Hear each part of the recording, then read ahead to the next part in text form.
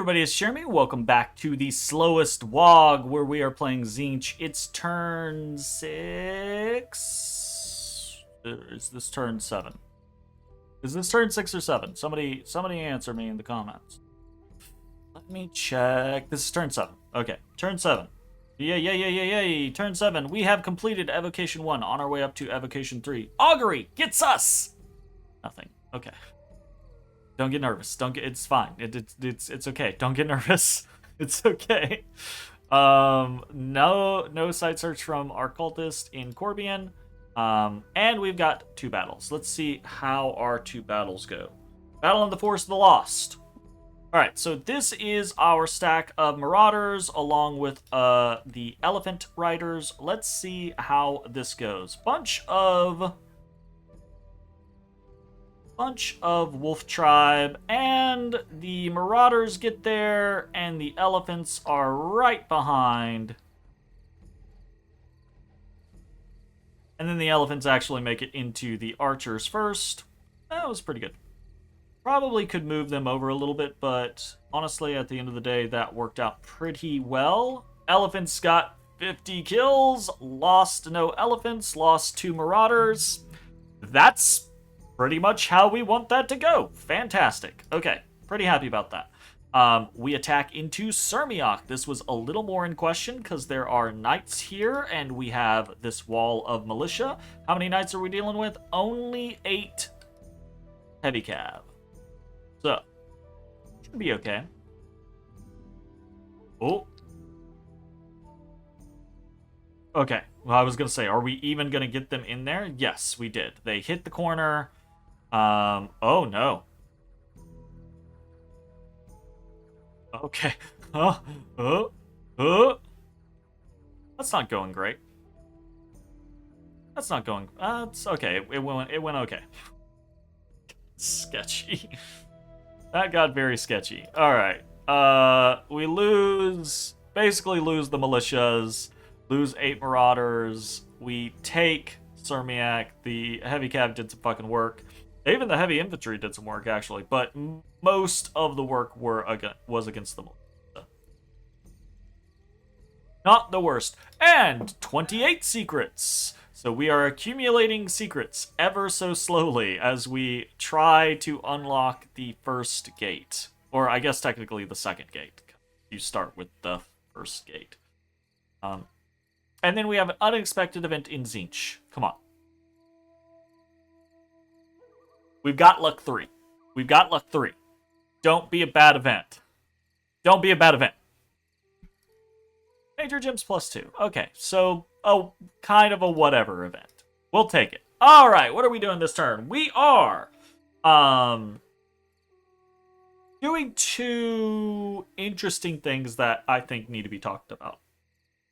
So let's talk about the southern one first. So we are bordering Karaz-a-Karak, played by Kidzin, to the south.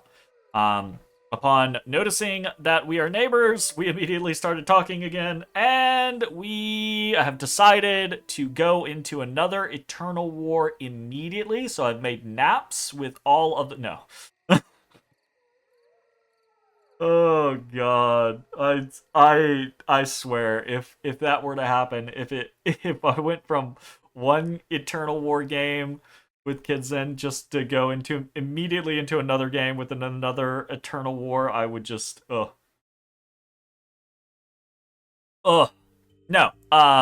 We immediately talked about things and we were like, okay, so this is what you're looking at, this is what I'm looking at.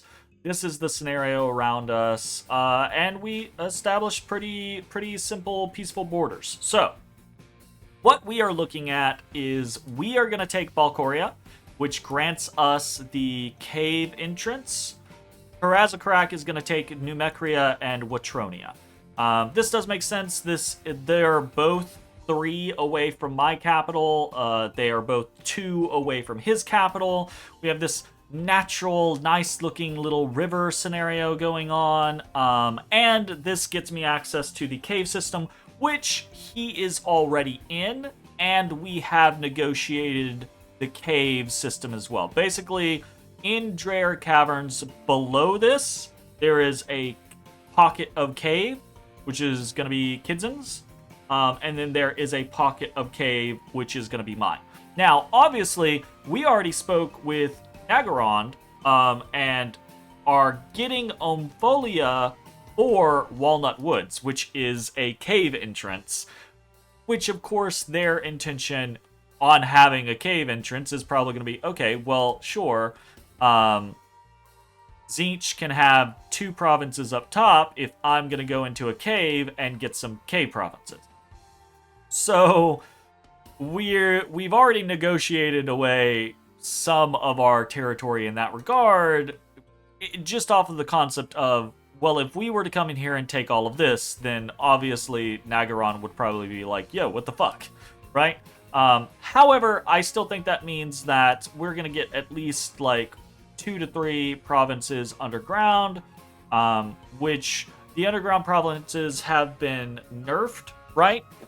So they're not going to be as valuable necessarily, but the Bretonnia is a swamp, so not going to be super duper valuable for us regardless, and I don't think we ever really had a great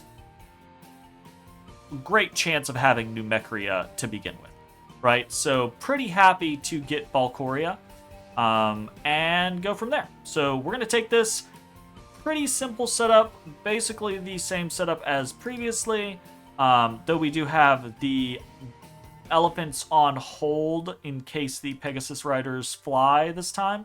That could backfire, but I don't think there are going to be enough Pegasus Riders to flatten enough elephants to make it that big of a difference. So we'll see. I might change this. I might end up just putting everyone in the back line. But IDK. A lot of times it can be weird. A lot of times Pegasus Riders won't fly. They'll just shoot, I believe.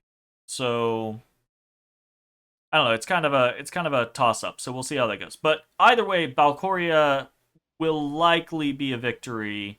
We just might have some losses, and our borders to the south are relatively well-defined. So we don't have to worry about how quickly we take an endless plain or really Ba'an Dagor, but we're probably going to try to get into the caves and see what we can make of that situation sooner rather than later. And then to the north, you can see a whole bunch of fucking arrows, because this unit did basically get mauled. We've got 23 Marauders here. I don't think 23 Marauders are going to face off against that many Amazons and Jade Maidens and actually pull out a victory. I don't think they're going to go against 80 Bear Tribe Warriors and actually pull out a victory. So, we're combining a bunch of forces, and this is why I've been doing, like small Marauder scenarios, is we've got 4 Marauders here, we've got 5 Marauders here, we've got 4 Marauders here, so that's going to add to our ranks. The issue is that's a lot of 4s, which will cause morale checks, right? That whole situation. So we're also sending in 1, 2, 3 almost fully stacked mages to have a total of 79 units coming in here, right? So we're also doing a little bit of buffing, right? We're gonna do some luck spam, and that's pretty much it. We don't really have anything else to be buffing with. But we've got a small screen of the militias, a very tight unit of everything else, a little bit of luck spam, a bunch of hold and attack cavalry specifically to make sure that we get into base to base with the Jade Maidens, and they can't like run around and squish our mages. This does mean we're losing a fair amount of research for the turn, which is unfortunate, but I think worthwhile to not slow down the expansion. Yeah, we don't want to sit here for a turn and not go into Silverwoods or Brightwoods because we were unwilling to lose 2 turns worth of research, right? It's just not worthwhile overall. We want to keep moving, keep getting money, establish our borders, play tall, maybe. I don't know. We'll see. So that's the situation there. I expect that with this amount of units and with the, slight buffing, that we're gonna do just fine in Silverwoods, and then we'll be able to recombine armies and then just head into Brightwoods. There is some question about whether or not Athel Loren will go for Brightwoods if they have the ability to, but that is a fair amount of Bear Tribe, so, if they're all the way over here and they expanded here, here, they might be more interested in heading back this way, especially if they can reinforce. They might not have enough left, depending on what they're playing, to go for something like Brightwoods. So we'll just have to see how it goes. And then there's always the question of Middenheim, right? Like, we don't see Middenheim here, but that we also don't see anything there. We don't see flags there because we don't have anything close enough, right? So it's possible Middenheim is nearby and Brightwoods becomes a no-go. I hope that's not the case because this eastern border is already looking bad, right? This southern border is looking okay because we negotiated for the caves. And Kidzin, we didn't have to have a acceptable negotiation. Kidzin could have been like, I'm taking 2 provinces up top and the caves are mine because I'm a fucking dwarf. Get the fuck out of my face. So I think this went decently well for us. And the western border is okay. So these 2 borders okay. These 2 borders not looking so hot at the moment. If for no other reason than because this fucking ocean 70 turtle tribe. Yeah, I don't know what we're going to do about that. So, aside from that, we are recruiting more acolytes. We are swapping over to primarily Chaos Warriors. Still filtering in a couple Chaos Trolls. Still finishing out with Marauders as we can based off of resources.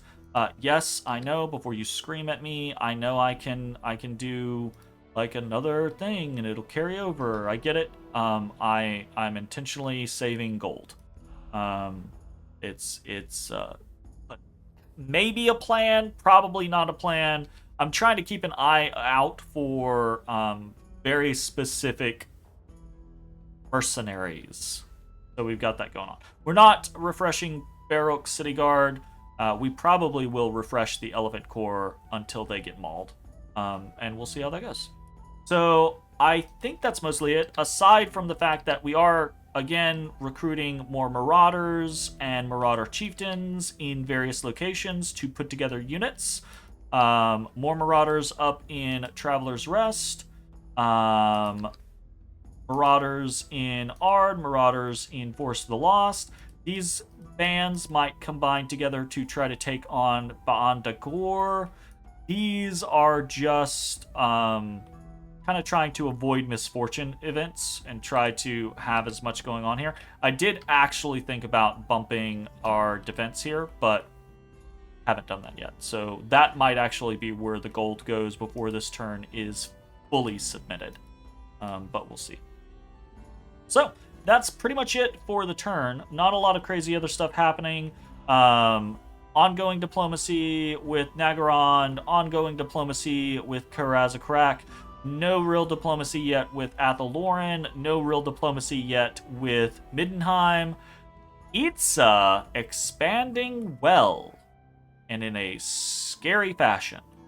So that is not super concerning for me, right? But if they have an early war with like Nagaron or Middenheim and they crush them, then that could be super concerning for me. But we could always potentially get some land out of that type of situation. We'll see how it goes. So yeah, nothing doing.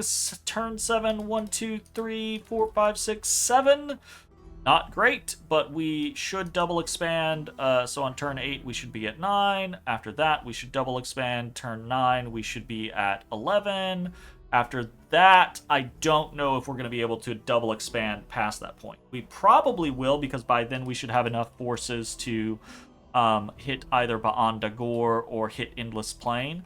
And we should be still expanding underground. So I think we're looking at You know, maybe we get Rick Balcor, maybe we get Bright Woods. So definitely we get 1, 2, 3, 4. We get 5, 6, 7, 8. We get 9, 10, 11. I think is guaranteed. 12 guaranteed. 13, probably 14 or 15 guaranteed. And then 16, 17, maybe not, question mark. There's the question of the thrones, right? So obviously we're not going to be able to go for Vangar, but Cormac I think could very much be in our sphere of influence. Whatever's down here, probably not, because we won't have Watronia. I mean, we could have Sulfuria, but that would be like the weirdest noodle in the world to get down there. But Namor also would be a kind of a weird noodle, even if we had Bright Woods, but it's a possibility, right? So Cormac definitely feels like in our sphere of influence. Namor may be in our sphere of influence, and then these two southern ones probably not. I got this pond. This pond is killing me. This pond is driving me insane. Probably not as insane as this pond is driving Naggarond. Although maybe they like it, because doesn't Naggarond have some sailing stuff? Because they have like the Black Ark Corsairs. Do they have a sailor? Yeah, they have some sailing. And they've got some... So I say they've got some sailing. Do they have sailing on one person?